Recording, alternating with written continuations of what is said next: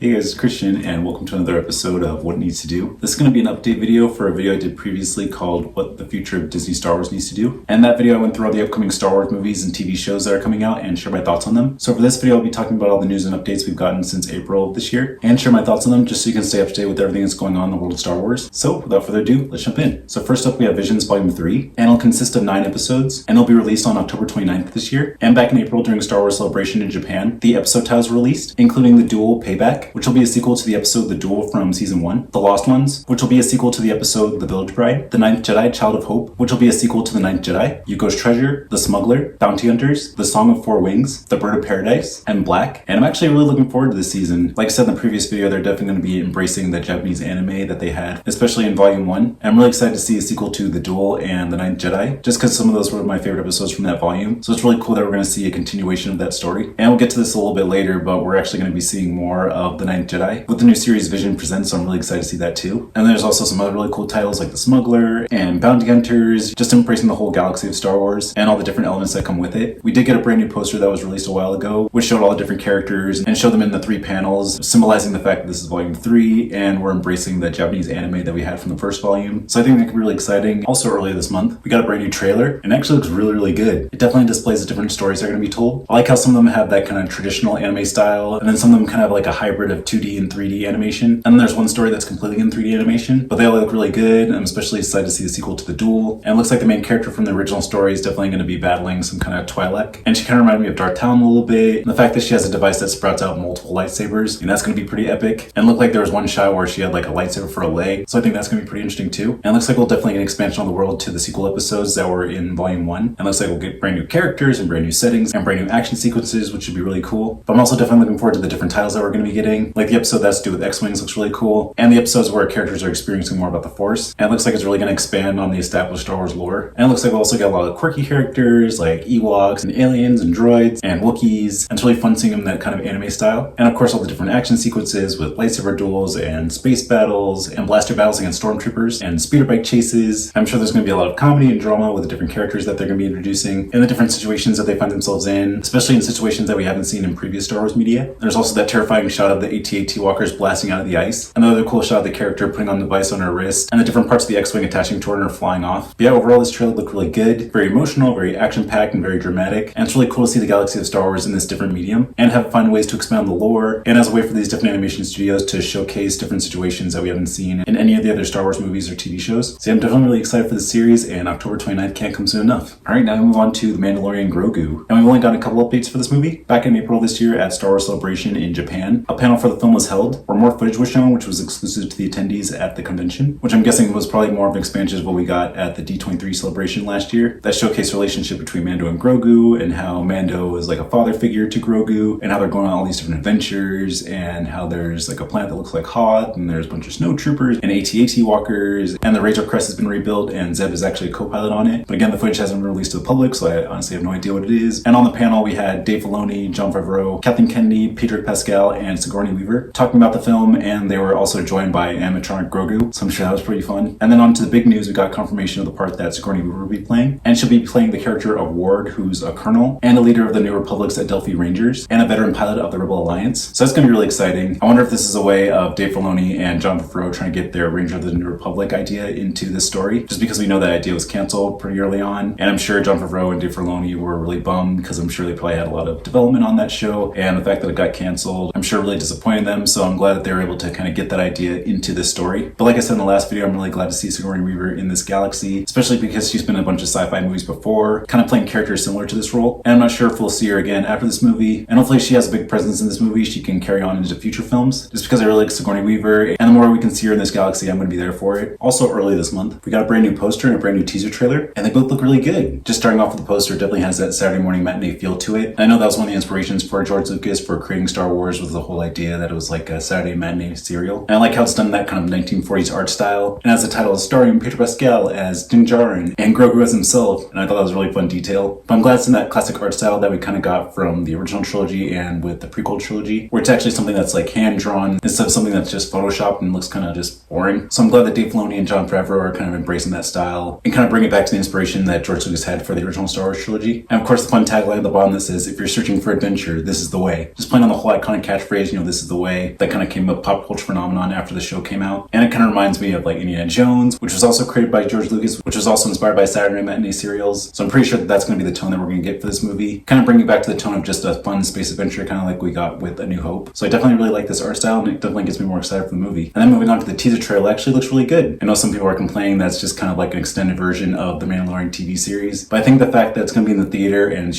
forged for IMAX is definitely going to help Jon Favreau make this an experience for the big screen. But yeah, just jumping into the trailer, it definitely continues where Mandalorian Season 3 left off, with Mando and Grogu going on different adventures and encountering different dangers along the way. I'm glad that we're seeing the Razor Crest again, and how it's restored after it was destroyed at the end of Season 2. Yeah, I kind of missed the N1 fighter, but I know in this story Mando and Grogu are going to encounter a bunch of different characters, so you're going to have room for them all on this new ship, so it's completely understandable. And it looks like they're on some kind of beach planet, they're hiding behind the sand dune, and they're using their binoculars to spy across the way, and it looks like they're trying to infiltrate some kind of fortress that's being guarded by a bunch of stormtroopers, so we'll see what happens there. And then we get introduced to a bunch of new characters. We see Grogu and Babu Frick kind of walking along some kind of sewer system, and Babu Frick was definitely one of the best parts of Rise of Skywalker, and he's making a reappearance in Season 3, so I'm glad that we're seeing him back in this galaxy. And we also get introduced to Sigourney Weaver's character of Ward. We get a little cute interaction of Grogu trying to use the Force to try to grab her food, and then Ward kind of slamming her hand on the ground and kind of pulling it back to her. So it definitely starts to introduce the fun dynamic between the characters. And then we get a bunch more action shots. We get a shot of the Mandalorian kind of making his way through some kind of deserted town, and then getting into a fight with some kind of alien, and then Grogu hopping on his shoulder, and then another cool sequence of Mando and Grogu in some kind of starship battle, and then a shot of Grogu trying to swim in some kind of river, and then eventually swimming through it, and then a cool action sequence of Zeb fighting a bunch of stormtroopers, and then another shot of Grogu riding with a bunch of Venzelians, and then another shot of Mando using his jetpack to fly towards some kind of ship, and then it looks like Mando and Grogu are going to some kind of fighting ring, and they see a hut in the middle of the arena kind of putting his arms up and going like, yes! And it looks like Grogu is probably going to egg Mando on to actually kind of fight some kind of opponent in the arena, and then we see Mando on top of some kind of giant monster, holding some kind of staff around its neck. Then we get some more cool action shots of Mando fighting some kind of giant droids, and then finally we get a cool sequence of Mando and Grogu kind of flying out of the cockpit of an AT-AT, and exploding and kind of slowly but surely kind of falling off the edge of a cliff. And then we get the final titles, Mandalorian and Grogu, and I like how it's in kind of a different font, kind of like what I was saying earlier, kind of looks like a fun Saturday morning matinee serial. And then we get to the end tag of this kind of creature intimidating Grogu and Babu, and then Grogu firing some kind of slime at his eye and covering it, and Grogu and Babu walking away, and then Babu was like, good job, baby. So I thought that was really funny. But yeah, overall the trailer looks really good, and definitely gets me more excited for the movie. I think I'm looking forward to Starfighter just a little bit more than this one, because like I said earlier, this movie just kind of looks more like a big budget version of the series, but I'm definitely still looking forward to it, and this poster and trailer definitely increased my excitement, so I'm definitely excited to see what happens in May of 2026. Alright, now we move on to Maul Shadow Lord, and I'm actually really excited about this. Anything with Darth Maul, I'm going to be there for it, especially with Sam Witwer coming back as Darth Maul. Back at Star Wars Celebration in April this year, during a panel celebrating the 20th anniversary of Lucasfilm Animation, Dave Filoni and Animation Vice President Athena Portillo announced that this would be the next animation series for the studio, and that Sam Witwer would be reprising his role as Darth Maul, and the series is supposed to take place at the end of the Clone Wars, after Maul's defeat at the hands of Ahsoka Tano at the end of the final season, and at the end of his story in Star Wars Rebels, where he attempts to rebuild his crime syndicate on a planet unknown to the Empire while teaching a new apprentice. And while working on previous animated series, Sam Witwer and Dave Filoni began discussing ideas about how the character of Maul could be explored in his own project. And Dave Filoni began working on the project after returning from work after the COVID-19 pandemic, and Sam Witwer was brought into the project a year before it was announced, and he was more closely involved in the development than he was on previous series, having discussion about the character, rewriting scripts, and providing input on early animation. He also said that the series would find Maul dusting himself off a bit and explore a lot more questions about the character that weren't covered in previous projects, and is told from his perspective. And it was important to him to review the character's previous appearances and ensure that the series reveals more details about him, including aspects which he already considered were important, which the audience had not picked up on. And he said there's a bunch of questions that he wanted to explore, including why he didn't reveal that his former master was a Sith Lord, seemingly remaining loyal to Palpatine even though he was discarded and replaced. How does the character who comes from a time of magic and knights feel about the Galactic Empire, which is sucking the magic and the life and color out of the galaxy? How does he feel about the destruction of the Jedi Order, his lifelong enemy, which Sam Witwer compared to the Joker from DC Comics living on after the death of Batman? And how does Maul's approach to training apprentice differ from how Palpatine and other Sith Lords have trained their apprentices in the past? And Sam Witwer also described the series as bad guys versus worse guys, and said that they would not try to redeem Maul. Also, Athena Portillo described Maul as a seemingly eternal villain, similar to Mike Myers from the Halloween franchise and Jason Voorhees from the Friday the 13th franchise. Also, additional characters were confirmed to be in the series, including a Twi'lek who Maul takes on as a new apprentice, and Marok, the Jedi hunting inquisitor. And we'll get to this in a little bit, but a lot of people are speculating that the Twi'lek apprentice is supposed to be Darth Talon from the Expanded Universe comic series Star Wars Legacy by John Ostrander and Jander Sema. And I also know the whole story aspect of Darth Maul taking on a Twi'lek apprentice was an idea that George Lucas wanted to explore when he was creating the Star Wars sequels. And now Darth Maul is kind of like a terrorist leader, and he's kind of rising up through the ranks, and he's working in the shadows of the underbelly of the New Republic. And of course, Dave Filoni is somewhat of an apprentice to George Lucas, so I'm pretty sure this is going to be a way of him taking those storylines that he didn't get to explore in his version of the sequel trilogy and try to explore them in this new series for Darth Maul, which I think is really exciting just because because I think out of the story ideas that George Lucas had for his version of the sequel trilogy, I think that was actually one of the most interesting. So I'm glad that those ideas won't be completely abandoned and that they'll actually be explored in this own series. So we'll see if the Twilight Apprentice is confirmed to be Darth Talon, or if they'll just be a brand new character. But kind of knowing Dave Filoni and how he wants to bring in aspects of the expanded universe into this new canon of Star Wars, I'm pretty sure he's going to try to cater to the fans a little bit and try to bring that character in this new series. Kind of like how he brought Thrawn in from the Thrawn trilogy into the actual canon of Star Wars as a little favor to the fans. I'm pretty sure he's going to embrace that. So we'll see if that happens. I don't really know too much about the character, but just seeing different images and concept art of Darth Talon online, she looks like a really cool character and she could perfectly fit into this world. So yeah, we'll definitely see if she'll be confirmed for the series or not, but I'm definitely hoping that she will. So we'll see what happens with that. And the series is expected to premiere sometime in 2026. We haven't gotten a confirmation date for that just yet, but maybe it'll be May the 4th, just because a lot of animated projects have been coming out on May the 4th, so I wouldn't really be surprised if this show drops then, or if we'll even get like a trailer like a week or so before it premieres, kind of like with the Tales series. But I'm sure once we get closer to the holiday season and into the new year, we'll get more confirmation on that, so we'll have to wait and see what happens with that one. It was also announced that the series will have similar animation to the Clone Wars and other previous projects, but with some changes that reflects its focus on Maul. And Dave Filoni described that it's in that Clone Wars world, but a little bit more extreme. And Sam Witwer said that it's more edgy, jagged, and dangerous, and said that the cinematography and effects lead Joel Aaron will be giving the series a painterly malice and thick shadows, and reds and purples and all kinds of incredible lighting. And Athena Patillo said that Lucasfilm Animation is improving all aspects of work for the series, including assets, body mechanics, facial animation, lighting, effects, and matte paintings, even compared to their most recent work on The Bad Batch and Tales of the Underworld. And she attributed this to Dave Filoni telling their crew to get out of their comfort zones and avoid becoming complacent. And Dave Filoni praised their work on the series and said that they were actually creating cinema with the new episodes, so that's really exciting to hear. And finally, during the panel at Star Wars Celebration, a trailer for the series was shown to the attendees, which obviously wasn't shown to the public, so I have no idea what was in it, but apparently it heavily featured the new Twilight Apprentice, and people said they were really excited about it and what they saw, so that's really good to hear. But overall, I'm really excited to see this new series, and it seems like the cast and crew are taking it really seriously, especially when it comes to like the writing and the character development and the visuals, and it looks like it's just going to be a really dark, intense series, and the animation is really going to reflect that. So yeah, definitely gets really excited, and hopefully it actually does come out on May the 4th, and hopefully we'll get a new trailer soon, maybe sometime during the holiday season, and we'll be able to continue to speculate and theorize about what's going to happen in the series and how it ties into the overall Star Wars canon, and just gives us more context of the character of Maul and who he is and how he changes from how we first saw him in Phantom Menace to how we'll eventually see him at the end of Star Wars Rebels, and just get more of a three-dimensional aspect of his character. So yeah, definitely really excited for it. Can't wait to see what happens. All right, now we'll move on to Visions Presents. And there's not really too much information about this series. Back in April during the Star Wars Celebration in Japan, the spin-off series was announced, and the first of these will be The Ninth Jedi, a full anime series building on the shorts of the same name. So like I was saying with Visions Volume 3, I'm definitely really excited about this. I'm glad that we're getting a sequel episode to The Ninth Jedi in Visions Volume 3, and hopefully that'll be a launching point for what this full series will be about. But I'm not really sure like how many episodes are going to be. I'm not really sure about the episode length, but all we really know is that the series will be released sometime in 2026, and I'm not really sure if it's going to be coming out before Maul Shadow Lord or after, but if it's following in the same patterns as Visions Volume 3, maybe it'll come out in October of 2026. That'll probably give it more room to breathe after Maul comes out, if Maul comes out on May the 4th, but who knows, maybe this series will come out on May the 4th and Maul will come out in a later date. But then we also have Mandalorian and Grogu coming out in late May, and I'm not really sure like how long Maul or Visions Presents will be, but if Visions Presents does come out on May the 4th and it's like a full series, then it'd be really cool to have overlapping projects where you have it come out on May the 4th and you have weekly episodes, and that kind of gets us hyped up for Mandalorian and Grogu at the end of the month. But again, it's all speculations. We don't really know like when the animated projects are going to be coming out. We just know Mandalorian and Grogu is coming out at the end of May, and we'll see how Lucasfilm kind of schedules the other projects around the release of Mandalorian and Grogu. But either way, I'm really excited. Like I said before, I really enjoyed the episode of Ninth Jedi, and I'm excited for the sequel episode in Visions Volume 3, and I'm excited to see like a full expanded series. And again, hopefully we'll get information of when it's going to be released, and we'll get some trailers and posters and a plot synopsis so we can know what we're in for. But yeah, either way, I'm really excited, and I can't wait to see what happens in 2026. All right, now I'll move on to Ahsoka Season 2. Back in April during Star Wars Celebration in Japan, it was announced that the season will consist of 8 episodes, all written by Dave Filoni. It was also confirmed the series will feature 2 different storylines, one of Ahsoka and Sabine being hunted by Shin Hati on Peridia as part of their journey, which is connected with the Mortis gods, and culminates with a confrontation with Baylan Skoll, and another storyline with Grand Admiral Thrawn, where he leads the remnants of the Galactic Empire and his Night Sister allies against the New Republic, whose forces are led by Admiral Akbar, which I think is going to be really, really exciting to see. And Dave Filoni said it was really challenging to write the character of Baylan Skoll after the death of Ray Stevenson, and how he discussed the role with the actor's family before deciding to recast the role and continue his story, which I think is a really good idea. And he explained that Baylan is a parallel of Ahsoka in every way, and that's a different journey for a Jedi who's been lost. Also during the Star Wars Celebration, Dave Filoni, Jon Favreau, Rosario Dawson, and Hayden Christensen discussed the series during a panel, and even though it was primarily focused on the making of the first season, the panel also teased what was to come in the second season ahead of the start of filming. Also, a teaser trailer was released, featuring concept art, still images, and a voiceover inspired by the style of the first teaser trailer for The Empire Strikes Back, which again wasn't shown to the public, so I have no speculation on it. But hopefully they'll release that soon and we can make our own theories about it. And then from March to August of this year, several actors were confirmed to be reprising their roles from the previous season, including Mary Elizabeth Winstead as Hera Syndulla, Ivana Sokno as Shin Hati, Iman Esfandi as Ezra Bridger, and Hayden Christensen as Anakin Skywalker. Also, more characters were confirmed to be in the series, including Q Yang, Grand Admiral Thrawn, Chopper, Enoch, Admiral Akbar, and Zeb Orrelios. And I'm definitely excited to see more of Admiral Akbar and Zeb Orrelios, just because Admiral Akbar is such a huge part of Return of the Jedi. I know we got little hints of him in Force Awakens and Last Jedi, and I think it was a really big disservice to the character the fact they killed him off in Last Jedi, and he didn't really get his big on-screen moment, so hopefully Dave Filoni can kind of redeem that aspect and give Admiral Akbar his big moment in the series. And of course, I'm really excited to see Zeb. I know we got that little tease of him in Mandalorian, but it's going to be really cool to see him have a bigger role in Ahsoka Season 2. I know we'll get a little bit more of him in Mandalorian and Grogu, but I'm not really sure what capacity he'll be. I don't know if it'll be a cameo or if he's going to have a really big supporting role, but I think having him in Ahsoka Season 2 totally makes more sense. You know, it'll be like a really cool Rebels reunion. We'll have all the surviving main characters from Rebels in this season. And I'm really excited to see the reunion between Ezra and Zeb, you know, because they would like butt heads a lot and they were really kind of like, you know, older brother, younger brother in the Rebels series. And of course, like they grew mature as time went on. So it's going to be really cool to see the continuation of that relationship in this series. So yeah, I'm really excited to see those characters and see what kind of role they bring to the larger story of the Star Wars galaxy. Also during the Star Wars Celebration, Rory McCann's casting as Baylan Skoll was confirmed. And Dave Filoni said that he wanted an actor who both understood the character and Ray Stevenson and followed the blueprint that Stevenson established. And he said that Rory had such respect for Ray and his whole focus was not letting Ray down and not letting the audience down. So that's really good to hear and definitely gives me more respect for Rory and helps me be a little bit more open-minded about the recasting, just because I feel like the character is bigger than the actor who plays him. And I think it would have been a shame to just end that storyline for Baylan, just because he was honestly the best part of Ahsoka Season 1. So I'm glad that Rory McCann is taking this part seriously and he's really going to pick up where Ray Stevenson left off and really treat the character with respect and continue the storyline that Dave Filoni set out with. Also during the panel, Dave Filoni asked Special Effects Supervisor Neil Scanlon to replicate all the wiggles from the original Admiral Akbar prosthetic from Return of the Jedi. So I think that's a fun little detail. Also, Sabine's Lothcat from the first season will be returning for the season, alongside new Loth kittens, which Dave Filoni explained have legs that aren't strong enough yet to walk, so they have to roll around. So I think that's pretty funny, especially since they're created as puppets and animatronics. So it's going to be really fun to see how they're puppeteered. And then on April 28th of this year, filming began in the United Kingdom. And then finally in May of this year, Rory McCann felt it was the right decision to recast the role of Baylan Skoll and continue that storyline. And he said that his experience of sword fighting in Game of Thrones helped him with the lightsaber training for the role. So I think that's going to be really cool. I really liked his character in Game of Thrones, and he definitely has that intimidating presence, especially when it comes to combat. So it's really going to be cool to see how he brings that into the lightsaber duels in this season. But yeah, we still haven't gotten confirmation on when the series is going to be released, but I'm guessing maybe sometime in August of next year, since it came out in August in 2023. There's no confirmation on that, but that's just kind of my speculation, so we'll see what happens with that. Like I said, with other projects, hopefully as time goes on, we'll get more production stills and behind the scenes video and a little bit more announcements of when the release date is going to be. But yeah, I'm pretty excited about the series. I wasn't a huge fan of the first season, but definitely had some intriguing aspects and characters and storylines. I'm really excited to see explored more in season 2, and hopefully Dave Filoni can kind of take the criticism that he's been taking from season 1 and use that to help improve things on season 2, which I definitely think is going to be a better season. He even says it's going to be a little bit more fast paced and a little bit more action oriented, and we're definitely going to get the payoff that we were promised at the end of season 1. And yeah, I think this can definitely be a really good season, and hopefully it'll wrap up a lot of storylines that were left off in season 1 and set us up for the events of the Mandalorian crossover film that hopefully we'll get sometime soon, and hopefully we'll get announced soon, and we'll see the bigger implications that it brings to the overall Star Wars galaxy. So yeah, definitely excited for it for sure. Right now, we'll move on to Starfighter. We actually got a bunch of big updates for this film. Back in April during the Star Wars Celebration in Japan, the film was officially titled Star Wars Starfighter, which is also the name of the 2001 video game, and was given the release date of May 28, 2027. And Ryan Gosling was confirmed to be starring, and Sean Levy confirmed that filming will be starting later that year. Also during the same month, casting was underway for a teenage actor to portray the nephew of Ryan Gosling's character, and for a male and female antagonist to pursue them. And then back in June of this year, Mia Goth was cast in the film as a female antagonist. And then in August of this year, Matt Smith joined the cast as another antagonist. And Matt Smith was actually cast in Ninja Scroll's role in The Rise of Skywalker, but ultimately didn't appear in the film. And with the start of filming at the end of the month, Lucasfilm confirmed their casting. Also, more cast members were announced, including newcomer Flynn Gray as Ryan Gosling's character's nephew, Aaron Pierre, Simon Bird, Jamail Westman, Daniel Ings, and Amy Adams, the mother of Flynn Gary's character. And finally, on August 28th of this year, principal photography began in the United Kingdom, and also a first production photo was released, which is actually really exciting. It really gives us proof that they're finally filming another Star Wars movie, especially since a couple years ago they announced like several different projects and we haven't gotten any of them. So it's nice to see they're actually filming one,